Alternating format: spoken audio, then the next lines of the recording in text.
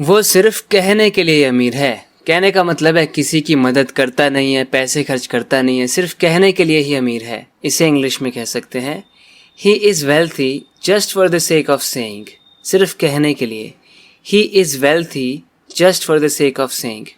क्योंकि यहाँ पर हम कहना चाहते हैं कि वो खर्च नहीं करता है पैसे, मतलब दूसरों की मदद नहीं करता है, तो इसी बात को हम इन वर्ड्स का यूज़ करके भी कह सकते हैं। आप कह सकते हैं कि वो माइजरली है, he is miserly, he is ungenerous, or he is close-fisted, or he is stingy। इन सभी वर्ड्स का मतलब है कि वो बहुत कंजूस सा है, वो दूसरों के लिए कभी मदद नहीं करता, दूसरों के लिए कभी कुछ करता नहीं है, सिर्फ कहने के लिए ही अमीर है। He is wealthy just for the sake of saying। Now this is one of the questions that somebody asked me. In this video, I am going to answer some of the questions that I have received from the people who watch me on YouTube। Friends, इस video को end तक ज़रूर देखना।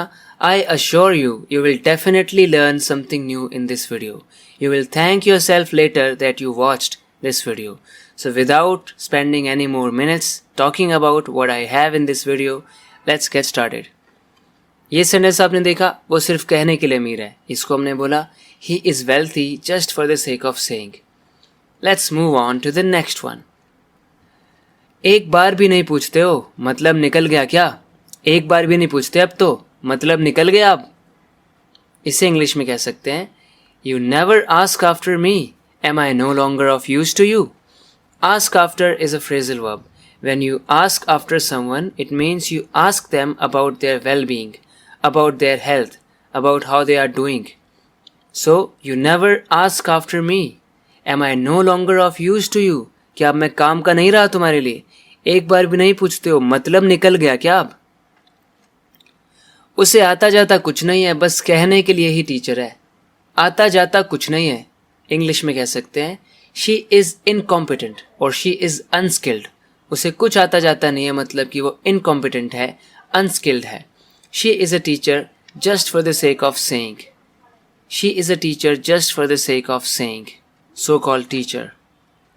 शायद बाहर बारिश हो रही है, इसे इंग्लिश में कह सकते हैं it's probably raining outside. It's probably raining outside. शायद के लिए आप इंग्लिश में परहैप्स वर्ड का भी यूज़ कर सकते हैं।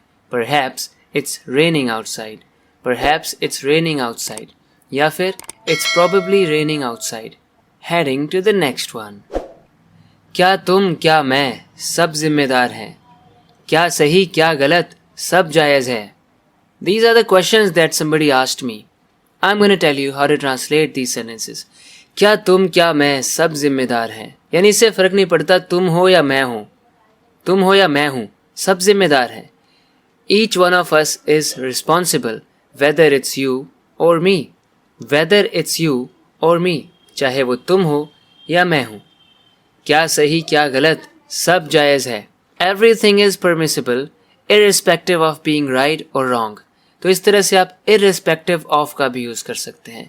इस सेंटेंस के लिए भी आप ऐसे कह सकते हैं whether it is right or wrong, everything is permissible। permissible मतलब जायज़ है, लोग बोलते हैं कि वो acceptable है। everything is acceptable, जायज़ है, it is justified, irrespective of being right or wrong, यानी इस बात से फ़र्क नहीं पड़ता कि वो right है या wrong है। इस सेंटेंस की थ्योरी तो गलत है, मतलब ऐसा कैसे हो सकता है क्या सही क्या गलत सब जायज़ है, लेकिन ऐसे ही मुझसे सवाल पूछा गया था, मैंने आपको बताया इसे इंग्लिश में कैसे बोलना है। क्या धनी क्या गरीब मरना सबको है।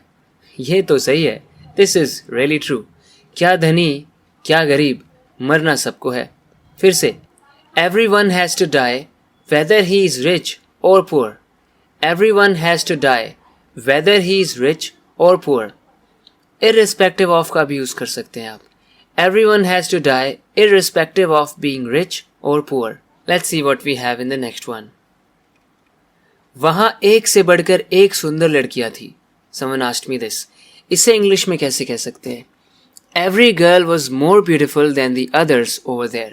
यहाँ पर हम एक एक गर्ल की बात इंडिविजुअली कर रहे हैं। हर एक गर्ल बाकी बची दूसरी गर्ल से सुंदर थी। जिसको भी देखो वो बाकियों से सुंदर लगने लगती है। Every girl was more beautiful than the others over there. Really, real life में भी हर एक इंसान अपने आप में खूबसूरत होता है। उसके शरीर में खून की कमी है। इसे इंग्लिश में कैसे कह सकते हैं? He has anaemia. जी हाँ फ्रेंड्स, उस हेल्थ कंडीशन को जब किसी के शरीर के अंदर खून की कमी है, रेड ब्लड सेल्स कम है या हीमोग्लोबिन कम है, तो उसे अनीमिया कहते हैं। He has anaemia. अब मैं आपको एक ऐसी चीज़ बताने वाला हूँ जिसमें अक्सर लोग कंफ्यूज रहते हैं। उसे इंग्लिश में कैसे कहें? डॉक्टर उसे खून की बोतल चढ़ा रहे हैं। खून की बोतल चढ़ा रहे हैं। अब यहाँ पर कैसे बोल सकते हैं? ये तो हमारा हिंदी में कैजुअली हम ऐसे ही बोलते हैं, बोतल चढ़ा रहे हैं। लेकिन इंग्लिश में अब इस प्रोसेस का कोई नाम होता है। जब पेशेंट को ब्लड की कमी पड़ रही है तो उस कमी को पूरा करने के लिए, उस कमी की पूर्ति करने के लिए जो प्रोसीजर फॉलो किया जाता है, उस प्रोसीजर का कोई नाम है, वही आपको यहाँ पर यूज़ करना है इस सेंटेंस को बोलने के लिए। The doctor is performing blood transfusion on him. Blood transfusion, जी हाँ फ्रेंड्स, उस प्रोसीजर को, उस प्रोसेस को हम ब्लड ट्रांसफ्यूजन कहते हैं। Blood transfusion. The doctor is performing blood transfusion on him. इसे इस तरह भी कह सकते हैं, the doctor is treating him by blood transfusion, यानी इस प्रोसेस के थ्रू ट्रीट कर रहा है डॉक्टर उसे। उसके शरीर में पानी की कमी है। अब इसके लिए इंग्लिश में एक वर्ड आता है, she has dehydration. She has dehydration. इसे इस तरह भी कह सकते हैं, शी इज़ डिहाइड्रेटेड। और फिर ये सवाल उठता है, डॉक्टर उसे पानी की बोतल चढ़ा रहे हैं, तो इस प्रोसेस को क्या कहते हैं? The doctor is performing intravenous infusion on him. Intravenous infusion on him. तो फ्रेंड्स, उस प्रोसेस को इंट्रावीनस इन्फ्यूजन कहते हैं। शरीर के अंदर वेन्स होती हैं, यानी कि नसें होती हैं।